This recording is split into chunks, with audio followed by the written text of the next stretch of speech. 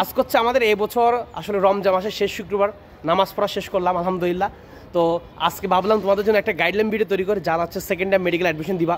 অনেকে ভাইয়া কোশ্চেন করতেছে ভাই আসলে কীভাবে শুরু করতে হবে, কীভাবে কী করতে হবে বুঝতে পারছি না ভাইয়া, কেমন ভাই কী করবো, মাথা ভাই কাজ করতেছে না ভাইয়া।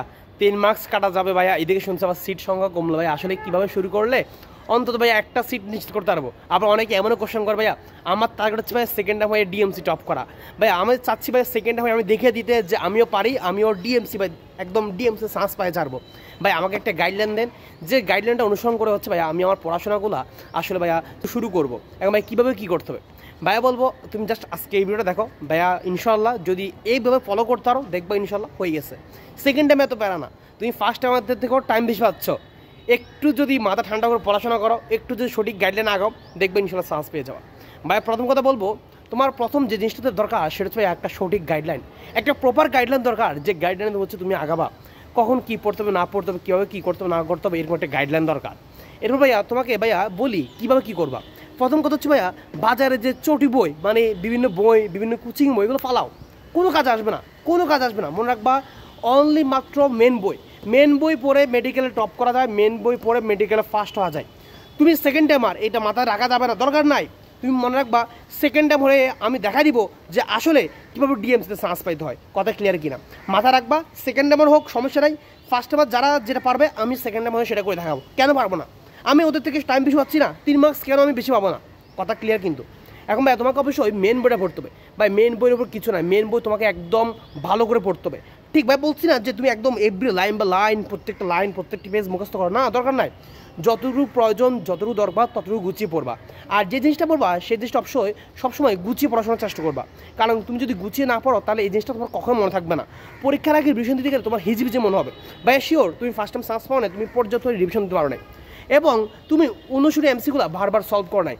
যারা দেখো যারা ডিএমসিতে চান্স পেয়েছে, যারা ভালো ভালো যারা চান্স পেয়েছে, ওরা 19 এমসিকিউ 8-10 বার সলভ করে ফেলছে। ভাই তুমি কবার সলভ করছো ভাই, তুমি কবার সলভ করছো একদম সত্যি বলো? তুমি হয়তো বা 2-1 বার, অনেকে হয়তো করো নাই। তো কেমনি চান্স ভাই? তোমাকে এখন মেন বইটা ভালো করে পড়তে হবে এবং 19 এমসিকিউ প্রত্যেকটা রাইটারে একদম ভালো করে সলভ করতে হবে। এবং বোটানির ক্ষেত্রে জাস্ট বোটানির ক্ষেত্রে এক্সট্রা ইনপুট যতটুকু দরকার ততটুকু গুছিয়ে পড়তে হবে। ভাই বলছি না যে তুমি একদম প্রত্যেকটা লাইন বাই লাইন পড়ো, একটা অধ্যায়ের হয়তো বা তুমি এক্সট্রা ইনপুট গুছিয়ে নিলে সর্বোচ্চ 1 পেজ বা 2 পেজ হবে, এর চেয়ে বেশি হবে না। সো তুমি যদি একটু এক্সট্রা ইনপুট গুছিয়ে নাও দেখবা কিন্তু খুব সহজে কিন্তু আসলে হয়ে যাবে, এত বেশি প্যারা না। জিকে ইংলিশটা একটু রেগুলার পড়ো ইনশাআল্লাহ, একটু একটু করে শুরু করো, একদম হুট করে এখন শুরুর দিকে বেশি হওয়ার দরকার নেই, আস্তে আস্তে শুরু করো, দেখবা হয়ে যাবে। এখন অনেকে চাচ্ছ যে ভাইয়া এমন একটা কোর্সের ভালো তো, যেটা হচ্ছে ভাই অনেকটা প্রাইভেট ব্যাচের মতো, যেটা হচ্ছে ভাই আমাকে সব কিছু দেখিয়ে দিত, সব কিছু বুঝিয়ে দিত, আমার থেকে পড়াগুলো আদায় করে নিত, এমন একটা ব্যাচ। এখন তুমি ভাই বর্তমানে হাজার প্ল্যাটফর্ম আছে, সব জায়গায় হাজার স্টুডেন্ট, এতগুলো স্টুডেন্টের মধ্যে তোমাকে কখনো গাইড করতে পারবে না, তোমাকে সব কিছু দেখিয়ে দিতে পারবে না। ফার্স্ট টাইম কেন চান্স পায় না, এই ভুলগুলো তোমাকে খুঁজে বের করে দিতে পারবে না ভাই। এই জন্য ভাই বলি যেখানে ভর্তি না কেন প্রাইভেট ব্যাচে ভর্তি হোক। যেমন আমাদের ব্যাচ হচ্ছে প্রাইভেট ব্যাচ, আমরা একদম মেন বই ধরে প্রায় প্রত্যেকটা রাইটের 19 এমসিকিউ সলভ করে দিই, একদম তোমার এক্সরে ভুল গুছিয়ে দিই।